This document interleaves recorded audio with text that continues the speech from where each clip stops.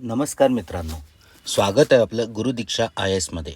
आज आपल्या एक दिवस एक योजना या कार्यक्रममध्ये आपण नॅशनल हायड्रोजन मिशन ह्या योजनाबद्दल पाहणार आहोत. नॅशनल हायड्रोजन मिशन हा एक climate change regarding as well as एन्व्हायरमेंटच्या पर्स्पेक्टिव्हनं एक इम्पॉर्टंट टॉपिक आहे. या योजनाबद्दल माहिती घेण्याआधी आपण हायड्रोजनबद्दल थोडीफार माहिती घेऊया. हायड्रोजन हे इज द लाइटेस्ट एलिमेंट एक पॉईंट आहे. सेकंड, हायड्रोजन डाय ॲटोमिक मॉलिक्युल्सचा फॉर्म्युला आहे. म्हणजे ज्या दोन ॲटम्स आहेत डाय ॲटोमिक आहे, दोन एचचे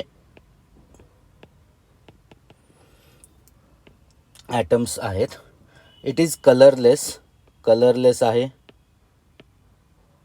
ऑर्डरलेस आहे. म्हणजे ह्याला काही स्मेल नाही आहे, कलर नाही आहे, टेस्ट नाही आहे, टेस्टलेस आहे आणि नॉन टॉक्सिक आहेत. हे त्याचे कॅरेक्टरिस्टिक्स आहेत. पण ह्यात सर्वात इम्पॉर्टंट ह्याचा जो कॅरेक्टरिस्टिक्स आहे हायड्रोजनचा, तर तो आहे इट इज हायली कंबस्टिबल.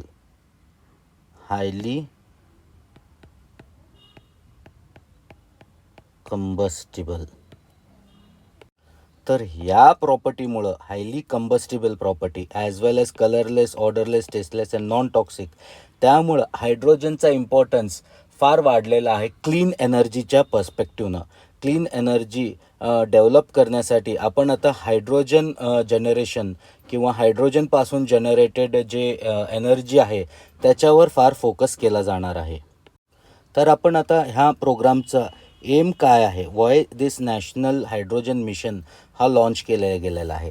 सर्वात पहिला अगदी सांगितल्याप्रमाणे climate change, global warming, environment sustainable, environment friendly, non polluting, ह्याच्यासाठी हायड्रोजन एनर्जी हार्नेस करायची, आपल्याला हायड्रोजनपासून एनर्जी डेव्हलप करायची आहे. सेकंड, इंडियाला ऑलरेडी फर्स्ट मार्केट मूव्हर किंवा एक ग्लोबल हब तयार करायचा आहे. India to be a part, self reliance तर झालंच, ॲज वेल ॲज हायड्रोजनमध्ये it is a market player या फिर ग्लोबल प्लेयर आहे असं त्यांना आपल्या इंडियाला डेव्हलप करायचं आहे स्वतःला manufacture hydrogen and fuel cell टेक्नॉलॉजीमध्ये. आणि थर्ड त्यांची आहे स्ट्रॅटर्जी, त्यांनी दोन टाईपमध्ये केलेली आहे. एक आहे शॉर्ट टर्म जे 4 इयर्सपर्यंत आणि एक long term 10 years and more. अशी हायड्रोजन कसं एनर्जी डेव्हलप करायची, शॉर्ट टर्म स्ट्रॅटर्जी काय असणार आहे आणि लाँग टर्म स्ट्रॅटर्जी जे 10 इयर्स अँड अबो पुढं कसं असणार आहे. आता ह्याच्यात आपण पुढं पाहूया. 10 years above India wants to be an exporter in hydrogen, त्याला कॉम्पिटिटर या फिर global leader in hydrogen manufacturing as well as exporting, हे त्यांचं लाँग टर्म स्ट्रॅटर्जी आहे. आणि शॉर्ट टर्म स्ट्रॅटर्जीमध्ये hydrogen fuel cell technology, hydrogen generation technology, R&D ह्याच्यावर त्यांचं जास्त फोकस आहे. आणि एक डिमांड क्रिएट करायची आहे. जर डिमांड क्रिएट असेल तरच आपण त्याच्यावर किंवा कॉर्पोरेट्स, अदर इन्स्टिट्यूशन्स, R&D ह्याच्यात भरपूर इनोव्हेशन्स हे क्रिएट होतील. आणि आपलं फायनली जे आता मीट क्लायमेट टार्गेट्स आहेत, इंडियाज ग्रीन हायड्रोजन हब बनवायचं आहे. त्यांना climate target 5 million tons by 2030 पर्यंत आपण हायड्रोजन एनर्जीनं जनरेशन करायची आहे. तर आत्ता जो ग्लासगोमध्ये COP26 झाला होता त्यावेळी आपले प्राईम मिनिस्टर इंडियन गव्हर्मेंटनं एक स्टँड घेतला आहे की ते नेट झिरो एमिशन बाय 2070. इंडियाचं टार्गेट आहे नेट झिरो एमिशन बाय 2070. तर आपण एक्झॅक्टली आता पाहू what is exactly net zero म्हणजे काय. नेट झिरो म्हणजे जे ग्रीन हाऊस गॅसेस एमिट होतात, quantity of greenhouse gases emit होणे, रिलीज होतात अँड ॲटमॉस्फिअरमधनं ते रिमूव्ह केलं जातात. त्याच्यात जो डिफरन्स आहे तो झिरो झाला तर त्याला नेट झिरो असं म्हणतात. म्हणजे release of greenhouse gases minus absorption is zero. तर that is a net zero emission. आणि इंडियाने असा टार्गेट केला आहे 2070पर्यंत आपण नेट झिरो अचीव करू. त्याबरोबर वेगळ्या कंट्रीजनं पण केलेलं आहे. इम्पॉर्टंटली आपण चायनाचं पाहू. चायनानी 2060 हा डिक्लेअर केलेला आहे. Even Russia I think so 2060 आहे रशियाचा पण. China and Russia. Other European countries आहे. स्वीडनचा आय थिंक 2045 आहे स्वीडनचा. तर आपण आता त्याचं एम पाहिलं ह्या प्रोग्राम मिशनचा, ॲज वेल ॲज आपण हायड्रोजनबद्दल माहिती घेतली. It is highly combustible. त्यामुळं ते काय होणार आहे, रिप्लेस फॉसिल फ्यूल. आपण जे पेट्रोल गॅस आहे कंबशन इंजिनमध्ये यूज केला जातो फॉर जनरेटिंग द एनर्जी, तसंच आपण हायड्रोजनला यूज करणार आहे. It is a highly combustible, हे कलरलेस, टेस्टलेस आहे, ऑर्डरलेस आहे. आणि environmental sustainable energy security develop करायची आहे ग्रीन हायड्रोजन अँड अमोनिया पॉलिसीने. Reduce crude oil import. आता आपल्याला ह्यात energy security, national hydrogen mission energy सिक्युरिटीसाठी पण फार इम्पॉर्टंट आहे. Energy self reliance, fuel self reliance, ह्याच्यासाठी आपलं जे मग बॅलन्स ऑफ पेमेंट आहे त्याच्यात जो आपला फिस्कल डेफिसिट आहे तो रिड्यूस केला जातो. फिस्कल डेफिसिट हा रिड्यूस करू शकतो, कारण आपला जो मेजरली इम्पोर्ट आहे spending that is on crude ऑइलवर आहे. आणि मग आपण एक्सपोर्ट हब केल्यामुळं आपलं बॅलन्स ऑफ पेमेंट पॉझिटिव्हमध्ये कन्वर्ट होऊ शकतो. 5 मिलियन टन्स बाय 2030 आपला टार्गेट आहे. आणि त्याचबरोबर आपला जो पॅरिस ॲग्रीमेंट झाला होता, पॅरिस ॲग्रीमेंट, त्याच्यात आपण एक डिक्लरेशन साईन केलेलं होतं की आपण जे ग्लोबल वॉर्मिंग आहे ते 2 डिग्री सेल्सिअसपेक्षा कमी डिक्रीज करणार आहात to the pre industrial level. म्हणजे त्याच्यावर वाढणार. आणि कॅप आहे 1.5 डिग्री सेंटीग्रेडचा, जो प्री इंडस्ट्रियल लेवलच्या वरती वाढलेला आहे तो कॅप आहे, त्याच्यावर वाढू द्यायचा नाही आहे आपल्याला. आता हायड्रोजन एनर्जी काय, झिरो कार्बन कंटेंट आहे. आपण जे आता फॉसिल फ्युल्स यूज करतो त्याला हायड्रोकार्बन्स म्हणतात, त्यात 75 to 85% कार्बन कंटेंट आहे. आणि highest energy content by weight and lowest energy content by volume, हे डेफिनेशनमधलं हे प्रॉपर्टी तुम्ही लक्षात ठेवून घ्या. Hydrogen, this can be a prelims kind of question. प्रिलिमसाठी इम्पॉर्टंट असू शकतो की हायड्रोजन ह्याच्यात ट्विस्ट करू शकतात. इथं हायेस्टच्या जागी लोएस्ट करू शकतात आणि लोएस्टच्या जागी हायेस्ट करू शकतात. तर highest energy content by weight and lowest energy content by volume. तर अबाउट हायड्रोजन मिशनमध्ये आपण जे हायड्रोजन जनरेशन करतात, जे हायड्रोजन आपण एक्स्ट्रॅक्ट करतो, तर त्याच्याबद्दल थोडी माहिती घेऊया. आता इथं हायड्रोजनला आपण 3 type of on basis on 3 types of extraction, त्याला आपण ग्रे हायड्रोजन, ब्ल्यू हायड्रोजन आणि ग्रीन हायड्रोजन म्हटलं जातो. आता ग्रे हायड्रोजन काय असतं, आपलं जो नॅचरल गॅस आहे त्याचं गॅसिफिकेशन करतो आणि त्याच्यातून हायड्रोजन जनरेट करतो. म्हणजे it is using non renewable source of energy to generate hydrogen. म्हणजे हे ग्रे आहे. हायड्रोजन तुम्ही जनरेट करता, इट इज ओके, बट त्याच्यात तुमचं जे जनरेशनमध्ये कार्बन डायऑक्साईड एमिट होणार आहे, मिथेनचं पण पार्ट ऑफ लिकेज होऊ शकतो. तर हे जे ग्रीन हाऊस गॅसेस आहे ते एमिट होतात वाईल जनरेटिंग. जे एनर्जी यूज केली जाते it generates green house gases, त्यामुळे ह्याला ग्रे हायड्रोजन म्हटलेलं जातो. ब्ल्यू हायड्रोजनमध्ये पण सेम आहे. It uses non renewable energy only, natural गॅसच यूज केला जातो to generate hydrogen.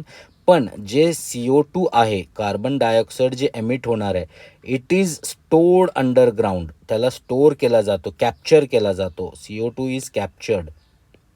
CO2 is captured, that is not let to, म्हणजे ह्याला बाहेर एन्व्हायरमेंटमध्ये सोडला जात नाही. तर एक प्रकारे we are trying to stop pollution, but we are emitting CO2. आणि थर्ड आहे green hydrogen. Green hydrogen is totally renewable from start point to end point. हा पूर्ण रिन्युएबल सोर्स ऑफ एनर्जीवरनं आहे. म्हणजे ग्रीन इलेक्ट्रिसिटी, विंड असेल, hydro electricity असेल, that energy is used to separate the hydrogen atoms and form an hydrogen. आणि जे emit होणार आहे ते ऑक्सिजन एमिट होणार आहे, लाईक H2O आहे. आपण ज्यावेळी ह्याला, मी आता पुढच्या स्लाईडमध्ये तुम्हाला ह्याच्याबद्दल सांगतो, how hydrogen is separated or extracted. तुम्ही इथं पाहू शकता तसं.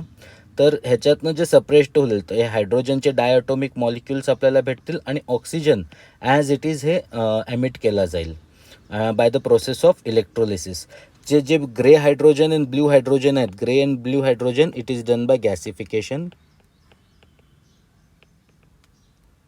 using non renewable energy. ग्रीनमध्ये इलेक्ट्रोलायसिस आणि रिन्युएबल एनर्जी. तर आता मागं सांगितलं होतं की हायड्रोजन कसा सपरेट केला जातो. तर वॉटर आहे, वॉटर दॅट इज H2O, ह्याच्यातून आपण सपरेट करतो ऑक्सिजन आणि hydrogen through the process of electrolysis.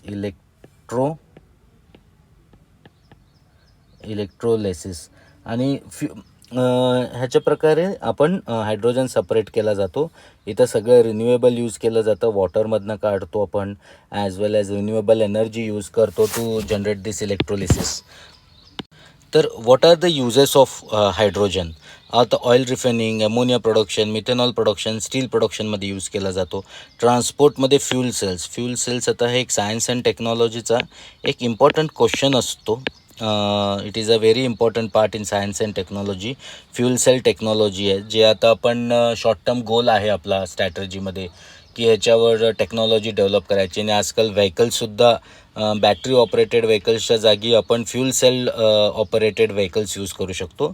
Next स्लाईडमध्ये आपण ह्याच्यावर पाहू.